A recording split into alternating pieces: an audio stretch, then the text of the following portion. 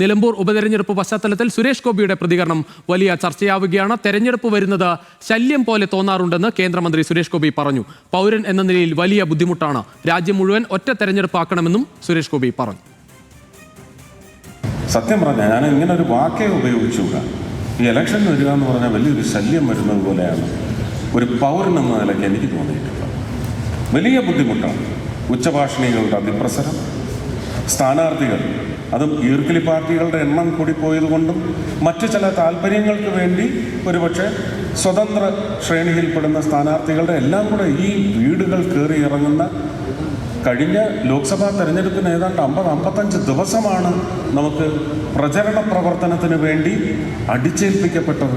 ജനങ്ങൾക്ക് വേണ്ടി പ്രവർത്തിക്കുന്ന പ്രവർത്തന ദിവസങ്ങൾ അല്ലെങ്കിൽ പ്രവർത്തന സമയങ്ങളിൽ നമുക്ക് വെട്ടിച്ചുരുക്കേണ്ടി വരുന്ന ഏതാണ്ട് 800-900 ദിവസങ്ങളാണ്.